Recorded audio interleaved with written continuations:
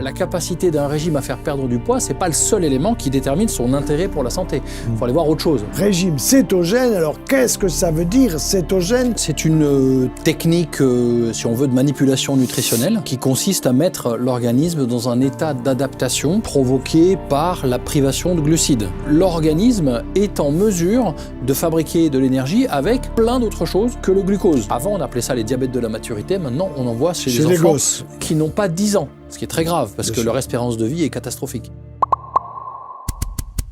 Bonjour à tous. Nous voilà aujourd'hui pour un nouveau sujet, pas d'actualité, mais quand même, pour tous les jours, pour tous ceux qui ont des problèmes, on va le voir, cérébraux, pour des problèmes de cancer. Et vous savez que je suis cancérologue, et que même si j'ai été longtemps chirurgien, opérant jusqu'à 30 000 patients au total, j'ai fait le calcul, aujourd'hui j'ai arrêté le bistouri et ce que je veux c'est donner des conseils pour la santé. Et ce soir, je suis donc avec Jean pour vous parler, j'aime pas trop le mot régime, mais là il s'agit d'un régime cétogène. Cétogène. Régime cétogène, alors qu'est-ce que ça veut dire cétogène? Que chacun comprenne bien, de telle façon que concrètement cela puisse lui être utile pour son cerveau, pour son corps dans son entier. Le régime cétogène, Jean, what's this? Qu'est-ce que c'est que ce truc-là? C'est une technique, si on veut, de manipulation nutritionnelle qui consiste à mettre l'organisme dans un état d'adaptation provoqué par la privation de glucides. Stop les glucides. On stoppe les glucides, c'est-à-dire pas que le sucre, on va stopper la consommation, enfin réduire fortement, hein, parce qu'il y a des niveaux dans la cétose, mais on va stopper la consommation de produits sucrés, jus de fruits, soda, etc. On va pas forcément les remplacer par beaucoup d'édulcorants ou alors avec beaucoup de précautions, parce qu'il y a quand même des sujets de santé importants. Faux sucre, quoi. Avec les édulcorants, tous ne sont pas loin de là d'ailleurs sans problème. Et on va réduire aussi, c'est très important, les principaux pourvoyeurs de glucose de notre modèle alimentaire, c'est-à-dire les féculents. Donc le pain, les pâtes, le riz, les pommes de terre, tous les dérivés. Ensuite, tout ce qui est produits céréaliers, dérivés, même les légumineuses, puisqu'il s'agit d'une manipulation nutritionnelle un petit peu particulière qui a pour but donc de mettre l'organisme en état de privation de glucose. Donc en réponse, l'organisme va mettre en route des adaptations métaboliques qui vont lui permettre d'un côté de fabriquer une quantité de glucose en mesure de protéger le cerveau, d'accord ? Donc il s'agit d'une cétose qui est lente, hein, un état de cétose. Tu vas nous expliquer je vais expliquer ce que c'est. Donc voilà, c'est une chose qui se met en route progressivement.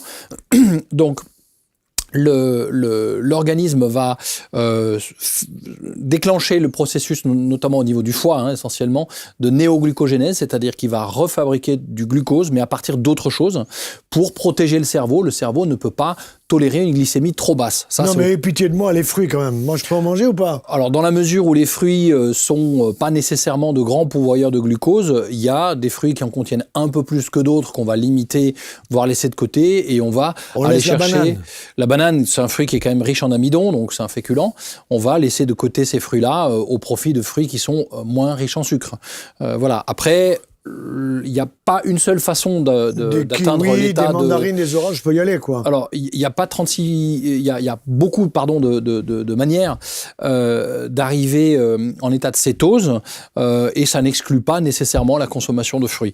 Voilà. Après, il y a cétose et cétose. Ça n'exclut pas la consommation de fruits. C'est ça qui est important à retenir. Ni de fruits, ni de légumes. Parce qu'il y en a qui disent interdiction. Moi, je suis pas d'accord, hein. Il y a des versions un peu radicales, mais dans la réalité, pour maintenir un état de cétose, si on apporte un peu de glucides, il faut que la quantité soit suffisamment faible pour que les activités du quotidien et éventuellement un peu d'activité physique permettent de les utiliser très rapidement et de maintenir une glycémie qui est basse. Et donc, moins d'un gramme de glucose. Largement. Ouais. On est même très en dessous des valeurs considérées comme normales. Donc ça peut éventuellement faire peur. Et il y a des personnes pour lesquelles ça n'est pas applicable. D'accord. Voilà.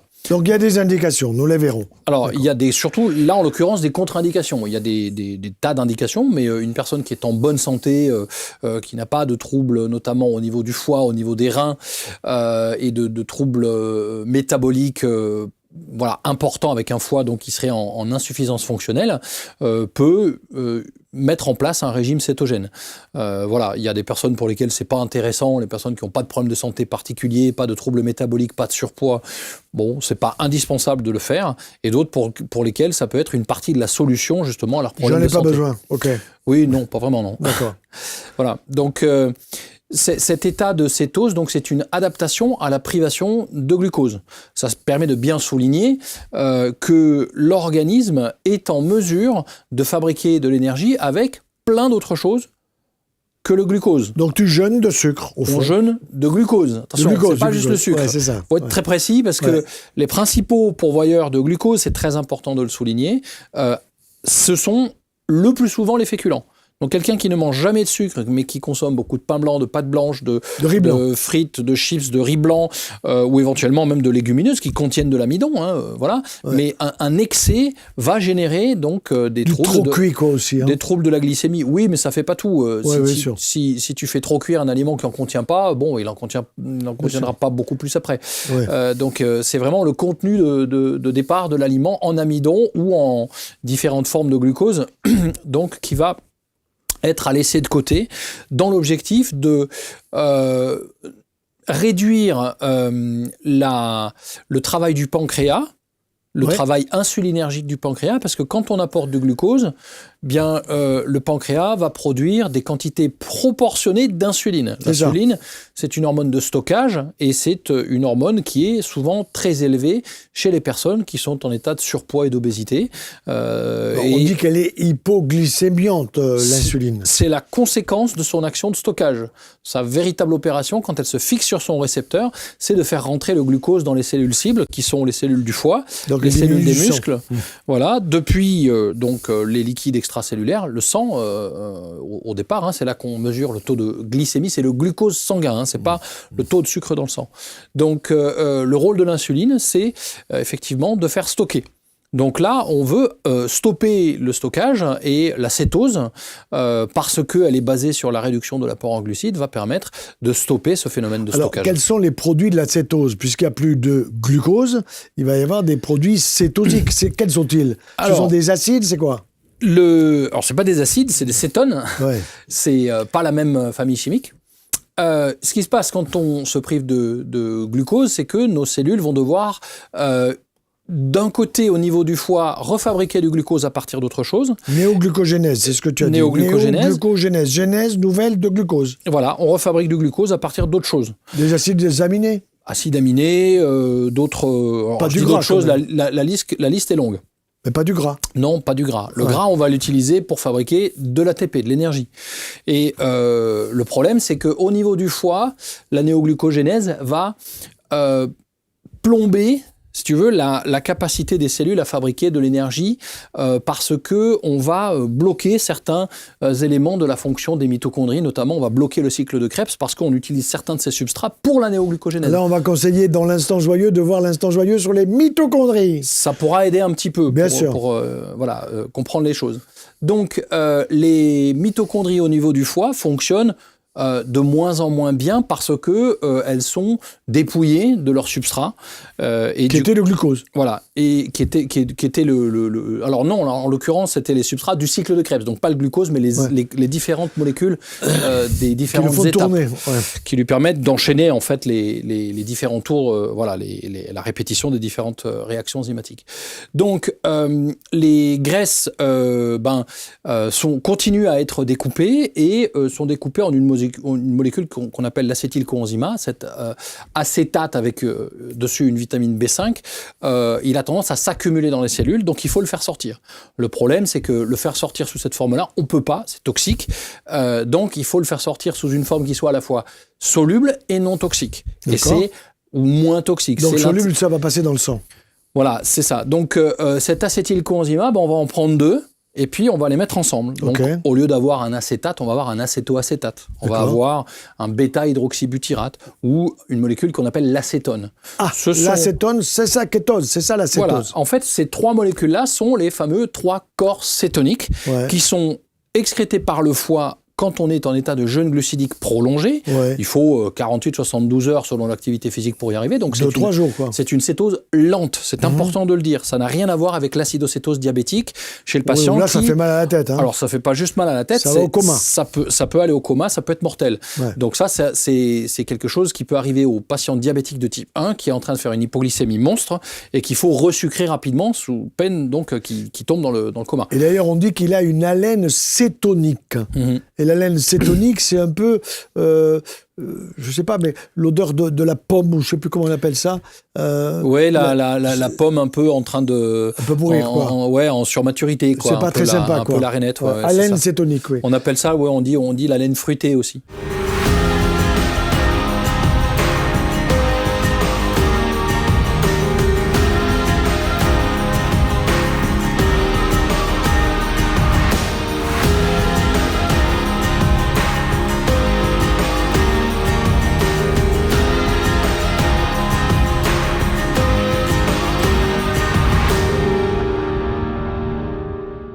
Donc, il y a des limites avec la cétose. Hein. Alors, il y a des limites, mais on va y venir après. Donc, ce qui se passe dans cet état de cétose qu'on atteint progressivement, c'est que le foie fait sortir donc, les molécules qui devaient permettre à la mitochondrie de fabriquer de l'énergie. Le foie ne pouvait plus, on les envoie vers la périphérie et ensuite les organes vont récupérer donc ces trois corps cétoniques, l'acétone, l'acétoacétate et le bêta-hydroxybutyrate pour les faire re-rentrer dans la mitochondrie pour fabriquer de l'ATP très confortablement avec. Ah oui, d'accord. Voilà. Alors on nous dit toujours que le cerveau, il a impérativement besoin de glucose pour fonctionner. C'est absolument authentique.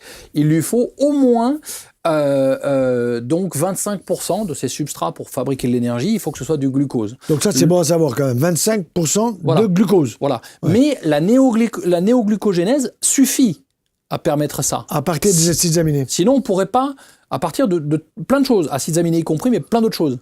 Okay. Donc la néoglucogénèse est suffisante chez une personne en bonne santé, qui a un foie qui fonctionne bien, etc., qui n'est pas en insuffisance hépatique. Donc ça suffit à protéger le cerveau en maintenant une glycémie qui peut descendre quand même assez bas. Hein. Le plus bas que j'ai pu voir, c'était en dessous de 0,5, mais je le redis, atteint très très très lentement. Ouais, c'est quelque chose de progressif. Quoi. Surtout, sinon, jamais tu passes dans le coma hein, si tu es trop bas. Hein. Ah bah, c'est vrai pour le diabétique de type 1, parce que sa glycémie, étant donné qu'il a un problème du stockage du glucose, sa glycémie va descendre extrêmement rapidement. Donc la vitesse à laquelle la glycémie descend est vraiment déterminante. Donc là, la glycémie va descendre progressivement parce qu'il y a tous les systèmes d'adaptation qui se mettent en route. Ça veut dire progressivement, c'est sur plusieurs jours. C'est ça que je retiens. C'est pas sur la journée, quoi. On parle à peu près de 72 heures. Ouais, d'accord. Voilà. Donc, ces corps cétoniques vont être utilisés par les cellules en périphérie et le cerveau peut utiliser, les publications parlent de jusqu'à 75% de corps cétoniques. 75 et les 25 pour le glucose. Voilà, c'est le restant du glucose qui est issu de la néoglucogénèse. Mais le minimum nécessaire, il y est. Il y est. Donc les fruits, c'est pour ça que tu me les permets quand même, les fruits. Mais c'est pas tellement pour ça. Les fruits sont pas des grandes sources de glucose. Non, très très peu. Ça fait très pas peu. Ça dépend des fruits. Il faut que ce soit des fruits frais, de saison, consommés avec la peau quand la peau est comestible, qu'on a bien nettoyé, etc. Plutôt du bio, évidemment, pour limiter le risque lié aux intrants phytosanitaires. Mais voilà, les fruits, c'est possible. Après, c'est d'autant plus possible que le niveau d'activité physique permet d'accélérer la consommation du peu de glucose qui est apporté. Tu le brûles. Voilà. Et ensuite, on peut être en cétose là et en cétose là. Ouais. Donc il y a des niveaux dans la cétose. En tout cas, le principe, c'est de stopper toutes les sources exogènes de sucre. Et il y en a qui vont être radicaux et qui vont aller jusqu'à des régimes de type carnivore, avec lesquels je ne suis pas vraiment en accord. Ouais. Voilà, c'est quelque chose d'un peu excessif. Oui, ça nous vient surtout de là-bas. Ouais. Après, il ne faut pas tout jeter, il faut regarder concrètement ce que ça donne et comment c'est pratiqué. Bien sûr, la qualité du produit est déterminante. Mais les régimes, par exemple, très réputés pour la perte de poids rapide, comme les modèles Atkins 1 et Atkins 2, le Atkins 1 qui a été ça, c'est un Américain qui parle, là. Non, Canadien. Okay. Enfin, oui, c'est des Américains. Non, mais je cite les méthodes parce qu'elles ont beaucoup été publiées. On sait qu'elles fonctionnent. C'est des méthodes qui mettent en cétose. Le régime du camp, c'est une copie du Atkins 1. qui met en cétose. Ouais. Voilà pourquoi ça fait maigrir. Ça ne veut pas dire que la capacité d'un régime à faire perdre du poids, c'est pas le seul élément qui détermine son intérêt pour la santé. Il faut aller voir autre chose. Si derrière, il y a des crises d'arthrite, de la constipation, des colopathies fonctionnelles, c'est évidemment, ça va pas. On peut pas s'en satisfaire. Il faut aller plus loin que ça. D'accord. Tout ça pour dire que donc le principe de la cétose, de réduire de très très fortement les apports en glucides, ça peut être appliqué de plein de manières différentes. Donc parfois on a des régimes qui sont recommandés en disant ouais, c'est un régime qui marche très très bien. Oui, mais il fait perdre du poids. Après, il faut regarder ce qu'il y a derrière. Voilà. Donc l'intérêt de la cétose, c'est que c'est le 180 degrés à l'opposé des modèles alimentaires hyperglucidiques qui sont aujourd'hui responsables d'une épidémie mondiale d'obésité. La folie. D'obésité infantile Ouais. et de diabète de type 2, des diabètes associés à l'obésité, donc, et des diabètes de type 2 infantiles. Avant, on appelait ça les diabètes de la maturité. Maintenant, on en voit chez les enfants gosses. qui n'ont pas 10 ans. Ce qui est très grave, parce que leur espérance de vie est catastrophique. Donc, et là, tu leur donnerais un régime cétosique. je peux pas me Pas prononcer comme ça, parce que il faut savoir dans quelles conditions de vie C'est au ils diabétologue sont. à le faire. Hein. Ouais, alors la diabétologie, c'est une discipline médicale. Moi, je suis avec mes compétences de nutritionniste, je dirais en backup. Le rôle du diabétologue, ça va être de gérer les traitements avec la bonne utilisation des traitements de première, seconde, etc., les différentes intentions, et notamment les nouvelles molécules qui, donc comme Ozempic, etc., sont capables de moduler l'appétit, mais qui sont très loin d'être exemptes d'effets indésirables. Oui. Voilà, le régime cétogène, quand il est bien mené, qu'il est appliqué, bien encadré chez la bonne personne, et bien suivi, bien appliqué, avec une alimentation qui apporte tous les micronutriments essentiels en priorité dans l'assiette, hein, pas de supplémentation qui remplace... l'assiette, je répète. Hein. Voilà, pas de supplémentation qui remplace le contenu de l'assiette, on peut obtenir de très très bons résultats. C'est pas forcément simple à tenir chez les patients, donc tous les patients n'ont pas forcément la motivation permettant de tenir un régime qui est quand même assez radical, il faut le dire. Les féculents, c'est des aliments, les aliments sucrés sont des aliments qui sont quand même un peu... remonte le moral, ils ont un effet un peu antidépresseur. Il y a les formes de dépendance au sucre aussi, qui activent les circuits de la récompense, etc., qui peuvent compliquer les choses. Donc, c'est pas si évident que ça à tenir. Par contre, dans les littératures scientifiques, on voit que pour l'obésité et le diabète de type 2, c'est quelque chose qui fonctionne très bien dans énormément de cas et qui permet donc là, ce sont des indications précises. Hein. C'est des indications précises, ouais. C'est les indications les plus fréquentes. Après, dans les régimes cétogènes, il va y avoir des régimes dans lesquels on va donner une grande importance à l'apport en graisse. Le fait de manger plus gras, loin de faire grossir, très loin de là, et surtout de réduire les glucides par ailleurs, ça a beaucoup d'intérêt, surtout si on choisit le bon gras. Parce que manger gras, c'est une chose, mais si vous mangez du mauvais gras, ça va pas être très bon pour votre santé. Si vous mangez du bon gras, ça va évidemment peser fortement. Le bon, c'est quoi ? Voilà. Donc, le bon, ça va être les huiles végétales. Voilà. Olives, colza, noix, chanvre, etc. Toujours des huiles, alors c'est très important de le souligner, du bio, vierge, première pression à froid, et de la bouteille en verre pour donc être certain de l'apport en vitamine E et en oméga 3. Voilà, ça c'est une première chose, les huiles végétales. Les oléagineux qui sont peu glucidiques, donc noix, noisettes, amandes, graines de courge, graines de chanvre, graines de chia, graines de lin, etc. Ça, c'est très intéressant parce que c'est aussi riche en protéines, c'est riche en fibres, c'est riche en minéraux, c'est riche en vitamines du groupe B. Donc ça, c'est important aussi de beaucoup s'appuyer sur des sources de protéines végétales de qualité. On va être obligé de laisser de côté les légumineuses parce qu'elles contiennent 45-50% d'amidon, donc elles restent dans la catégorie, certes, des protéines, mais aussi des féculents.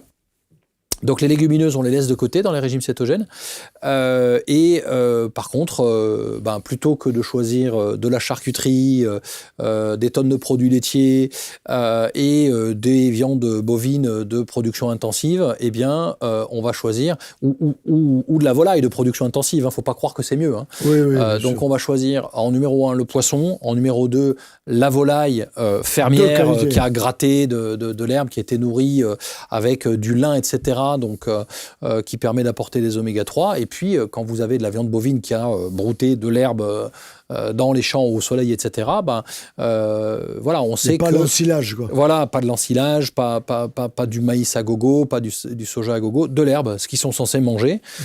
Eh bien, on a une qualité des graisses contenues dans cet animal-là qui est bien meilleure.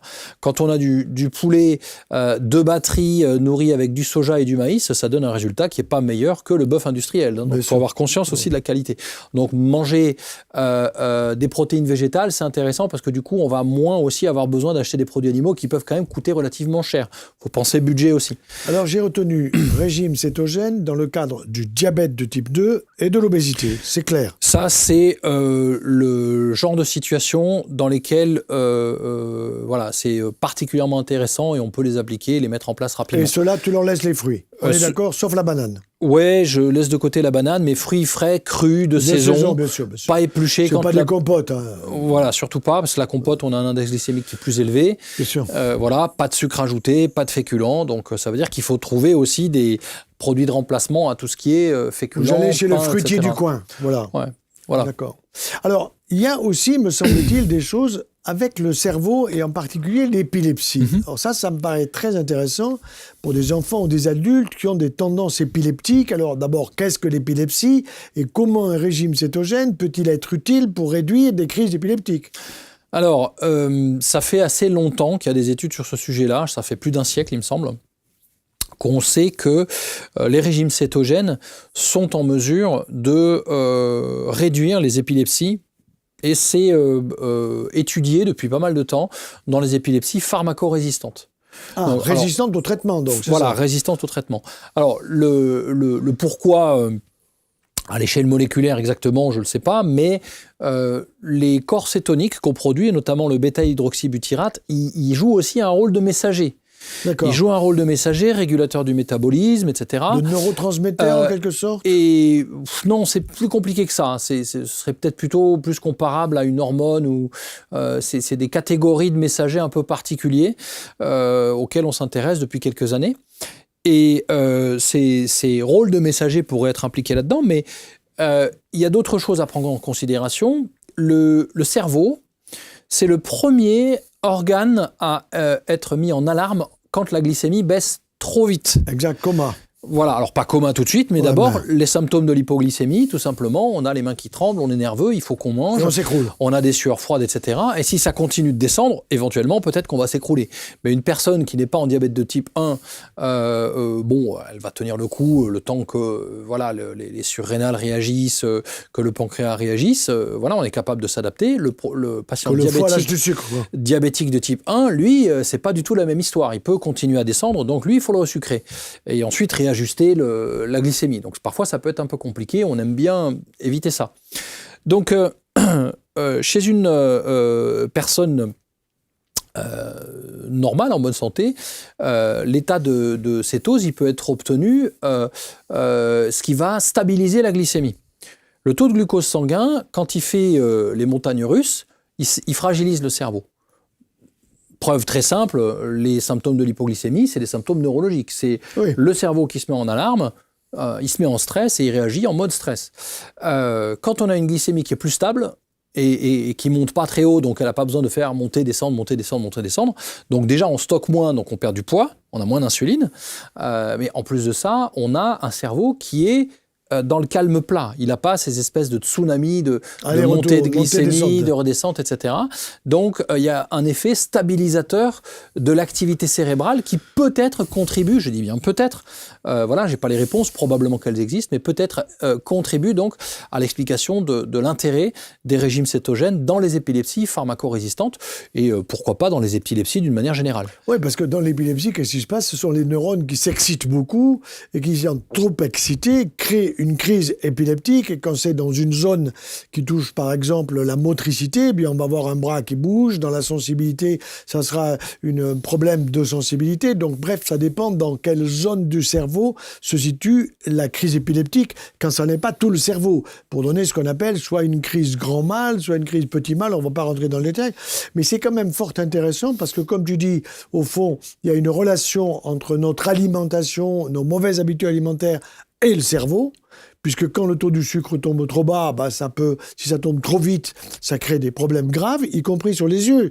Chez les diabétiques qui font des hauts, des bas comme ça peut arriver à la canne blanche, c'est-à-dire à être aveugle. Ça, c'est l'effet d'une glycémie moyenne trop élevée. Donc, c'est pas tellement le fait d'avoir des montées-descentes, c'est le fait que le taux de glucose sanguin moyen soit trop élevé. Trop. Et ça, on le voit, ils ont une hémoglobine glyquée, donc une sorte de caramélisation de l'hémoglobine qui est valable pour toutes les protéines du sang, qui est plus élevée que les fameux 5,5 à 6% chez une personne normale. C'est ça. Donc c'est vraiment les dégâts de l'excès de glucose. C'est pas juste un chiffre qui est trop élevé par rapport à une norme. L'excès de glucose dans le sang fait des dégâts de façon sournoise, et le glucose trop bas dans le sang, c'est surtout quand la glycémie baisse beaucoup trop vite. Potentiellement, ça peut être dangereux si l'organisme perd le contrôle. Et ça, c'est le cas du diabétique de type 1. Vous cherchez à découvrir le yoga sans pression ni jugement? Bienvenue à notre cours de yoga complet et gratuit, créé et animé par Lily Mika en exclusivité pour ABC Talk. Ici, pas besoin d'être souple, ni de performer. Découvrez le yoga décomplexé, une approche qui casse les codes, adaptée à tous les corps, tous les âges, tous les niveaux. L'accent est mis sur l'écoute de soi et sur l'adaptation des postures à votre morphologie, et non l'inverse. Rejoignez-nous pour un moment de bien-être, où l'essentiel, c'est d'être à l'écoute de soi. Inscrivez-vous dès maintenant en cliquant sur le lien situé en haut à droite de l'écran ou dans la description de la vidéo et vivez l'expérience du yoga en toute simplicité. Alors pour revenir à l'épilepsie, première chose, le fait de lisser le taux de glucose sanguin. Deuxième possibilité, si on fait un régime cétogène très riche en oméga 3, en vitamine E, en vitamine D, etc., on apporte des nutriments qui sont anti-inflammatoires. D'accord. Or, la réduction de l'inflammation au niveau du cerveau, elle est particulièrement étroitement liée à l'apport de ces fameux oméga 3 et des autres micronutriments que j'ai cités. Comme il y a une composante inflammatoire au terrain épileptique, le fait de réduire l'inflammation probablement réduit aussi le risque. Donc voilà, alors pour autant, on n'a pas d'études... Le risque d'excitabilité neurologique, quoi. Ouais. Pour autant, je ne suis pas en train de dire que vous supplémenter en oméga 3 va vous permettre de guérir de l'épilepsie. Non, bien sûr. Il faut quelque chose de beaucoup plus complet, puis un cadre médical derrière, évidemment. Ça veut dire qu'il faut que le neurologue il connaisse un petit peu la nutrition. Ou alors qu'il confie les patients, s'il est ouvert à ça, qu'il confie les patients à une personne qui ne fera pas de bêtises. Parce que c'est important de mettre le patient en sécurité. Ouais. Donc, quelque part, prendre des précautions quand on n'est pas sûr de ce qu'on fait, je trouve ça totalement légitime. Il faut quand même être clair là-dessus. D'accord. Alors là, on a vu le diabète de type 2, l'obésité. On a vu les problèmes d'excitabilité neurologique avec l'épilepsie. Et évidemment, moi, ça m'intéresse en tant que cancérologue. C'est-à-dire, est-ce que, en tant que cancérologue, je dois pousser le patient à changer ses habitudes alimentaires? Ça, j'en suis certain. Mais là, est-ce que je dois le pousser à faire un régime cétogène? Et pourquoi? Alors, la particularité des cellules cancéreuses, c'est qu'elles ont un métabolisme qui n'est pas normal. Ouais. Elles ont des difficultés à métaboliser le glucose.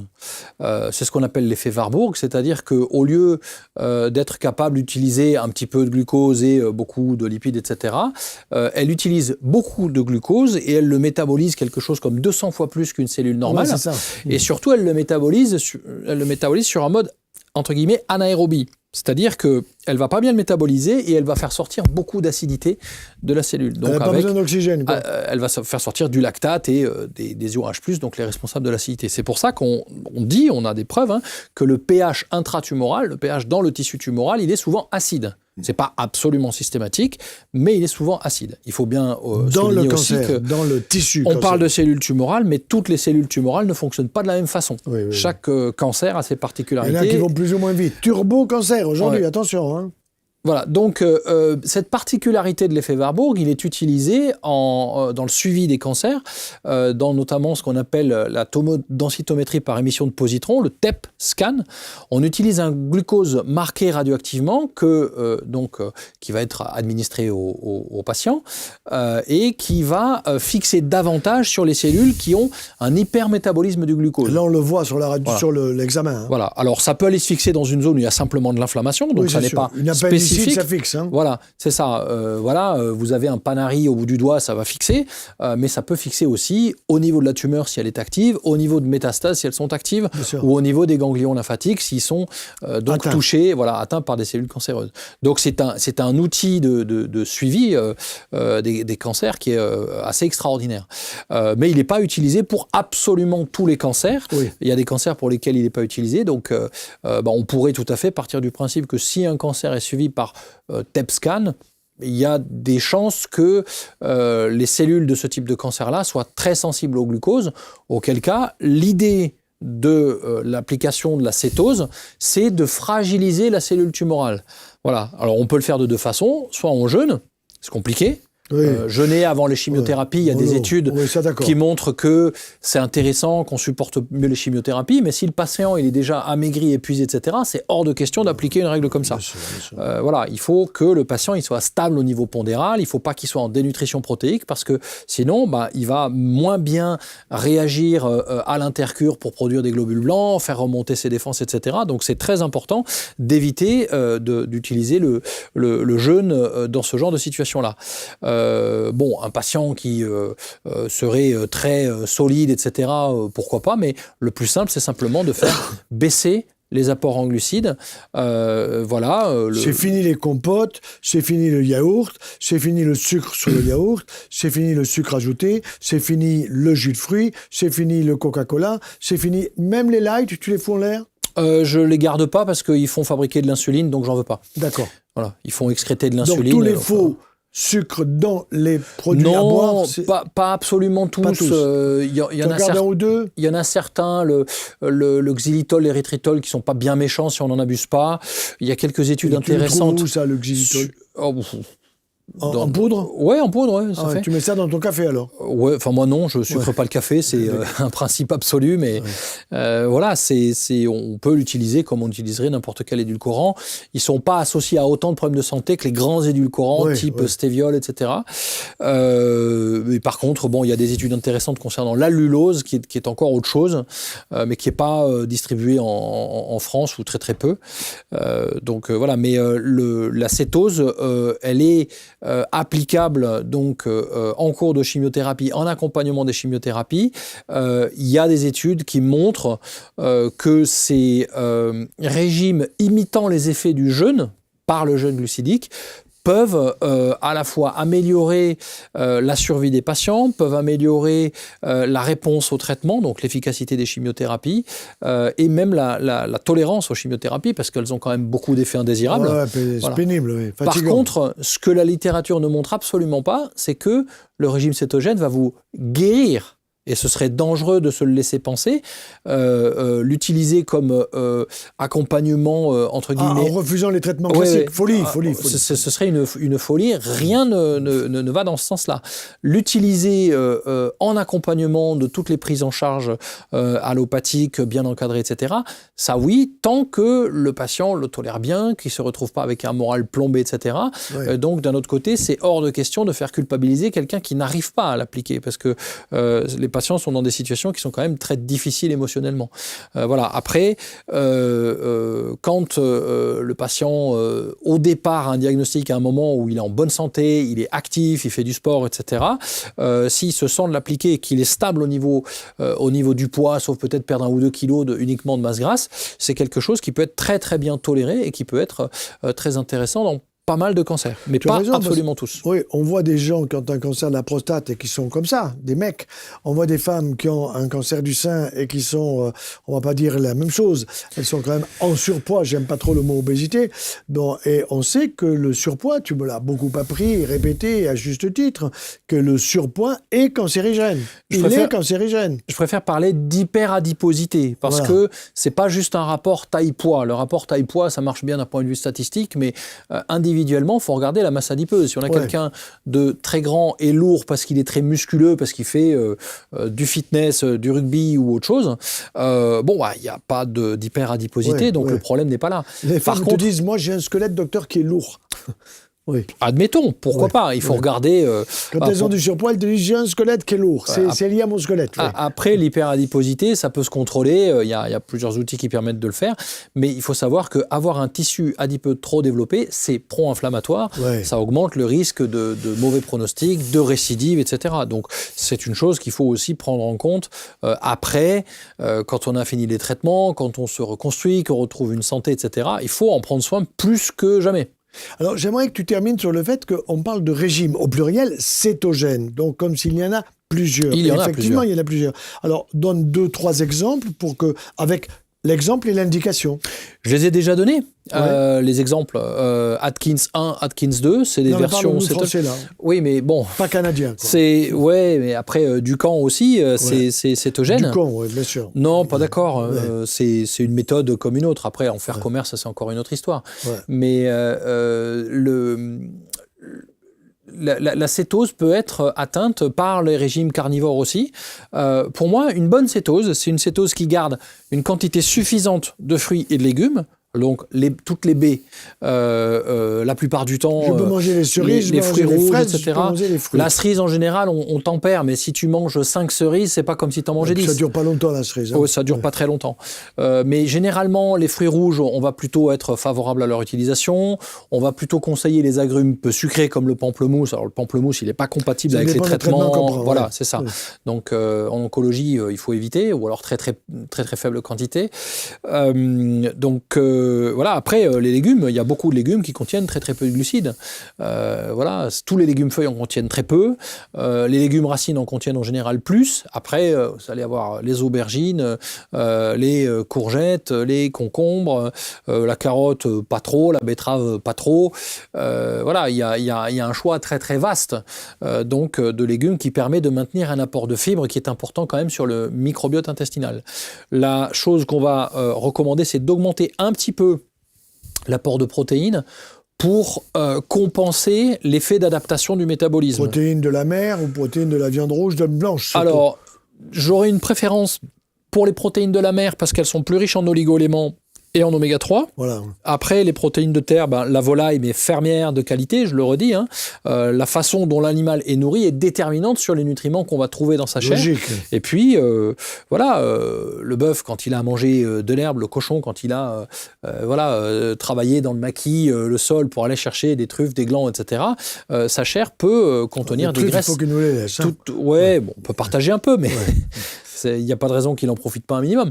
Mais en tout cas, la qualité des graisses qu'on va trouver va beaucoup changer. Donc, il ne s'agit pas d'être vraiment radicalement anti tel ou tel aliment, mis à part les aliments ultra transformés qui n'ont pas du tout leur place dans ce type de régime-là, parce qu'il y aura toujours des quantités d'amidon, sans compter les additifs alimentaires qui sont vraiment déconseillés. Bien sûr. C'est-à-dire les additifs alimentaires de l'alimentation industrielle.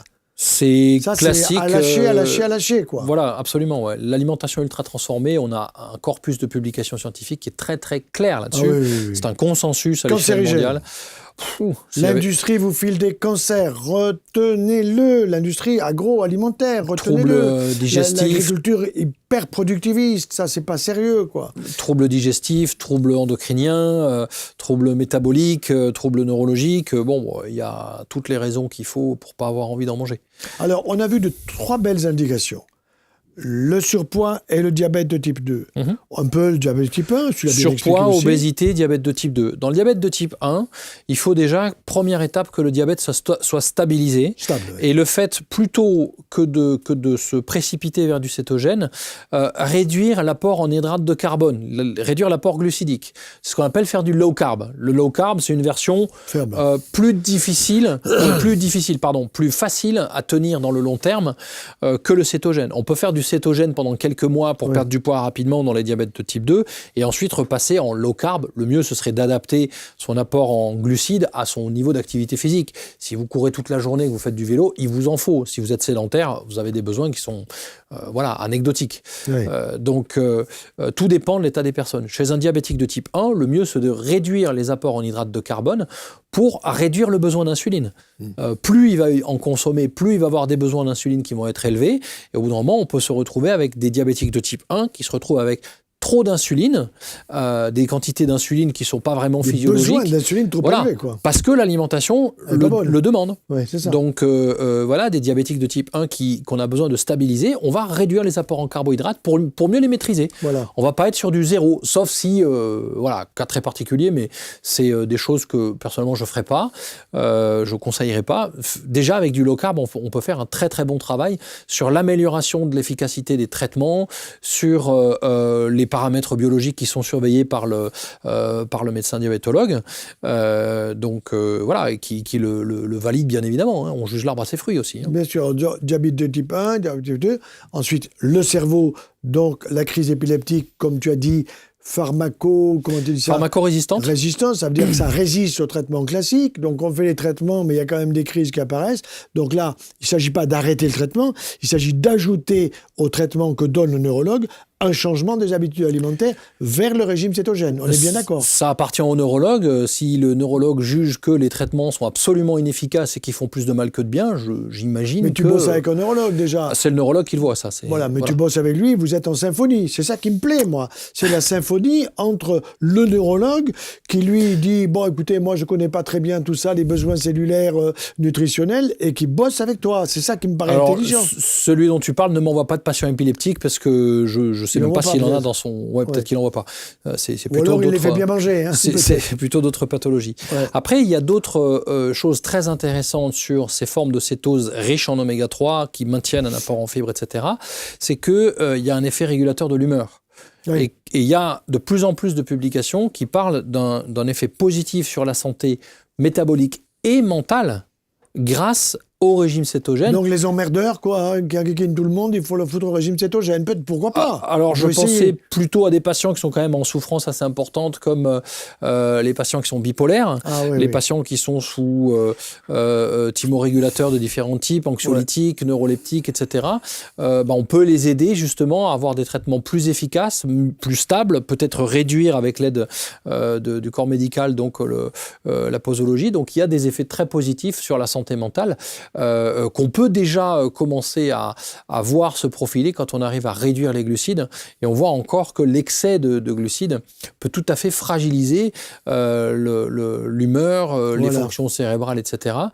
Donc on a beaucoup de choses intéressantes d'application sans forcément tomber dans la cétose absolue parce que l'extrême nous enseigne des choses et puis ensuite on peut trouver un équilibre adapté selon les patients. C'est la voie la plus sage. Voilà, et la troisième indication, on en a parlé en cancérologie, qui peut être utile. Donc moi, je vais pouvoir donner des conseils aux gens où je t'enverrai, où je t'appellerai quand vraiment je serai un petit peu handicapé pour donner des bons conseils sur les domaines de la nutrition quand on a des problèmes de cancer. Et Dieu sait que des cancers, nous en sommes aujourd'hui inondés avec des turbo-cancers chez des personnes malheureusement de plus en plus jeunes. Ça, c'est vraiment une souffrance terrible. Heureusement, nous avons des patients que nous arrivons à tenir par la chimiothérapie, l'immunothérapie, ce que on appelle aujourd'hui des vaccins thérapeutiques, nous en parlerons une autre fois, et qui peuvent être utiles. Et vous voyez combien la nutrition, on la trouve peut-être non seulement à tous les âges de la vie, mais dans des pathologies, je dirais un peu, qui sont des pathologies de civilisation, avec le cancer, avec le diabète, avec le surpoids, avec l'obésité. Et dis-moi, finissons par là, et les personnes qui attaquent un Alzheimer ou un Parkinson, est-ce que tu leur donnerais quelques conseils au passage ? Pourquoi pas ? Ça serait intéressant. Alors, il y aurait beaucoup de choses à faire sur la nutrition. Malheureusement, ce sont des pathologies dont les diagnostics sont souvent faits quand la pathologie est très avancée, parce qu'elle avance en sourdine pendant des années avant de vraiment être visible cliniquement. Donc, il y a beaucoup de choses à faire. Après, une efficacité quand même relativement modérée. Le fait de travailler sur la qualité des lipides peut aider à réduire la neuroinflammation et à peut-être temporiser sur les choses, sans éviter les traitements prescrits par le neurologue. Mais de là à faire du cétogène strict, peut-être du low carb pourrait être suffisant, ça dépend des personnes. Après, tout dépend des situations. Une personne qui développe une maladie d'Alzheimer avec une obésité massive, on va avoir envie de prendre cette direction-là pour des raisons métaboliques aussi. Logique, Voilà. Ok, ben écoute, voilà, vous avez entendu des choses fort intéressantes sur les régimes cétosiques. Vous avez compris qu'il y en a plusieurs, mais heureusement, je suis quand même assez content, même si j'en ai pas besoin. Et si un jour j'en avais besoin, je garderai mes fruits frais de saison. Je laisserai tomber la compote, je laisserai tomber les sucres ajoutés, je laisserai tomber les faux sucres. Et à ce moment-là, je retrouverai un meilleur état de santé si jamais je me trouvais avec des pathologies comme, je répète, le diabète de type 2 et le surpoids, le diabète de type 1, des problèmes au niveau du cerveau avec une excitabilité et même l'humeur. Tu as dit l'humeur, très intéressant. Et enfin, avec des problèmes de cancer que nous ne vous souhaitons pas. Mais n'hésitez pas à diffuser des émissions comme celle-là. ABC Talk, c'est du sérieux. C'est pas comme un tas de saleté, non, pas de saleté, mais disons de salade, pardon. C'est ça que je voulais dire, de salade que l'on vous raconte sur des médias mainstream avec des pseudo-médecins ou des journalistes pseudo-médecins qui sont avec derrière eux, évidemment, une industrie pharmaceutique d'une puissance inégalée. Voilà, faites très attention à tout cela. N'hésitez pas à diffuser les instants joyeux que nous diffusons pour le bonheur de tous. À très bientôt.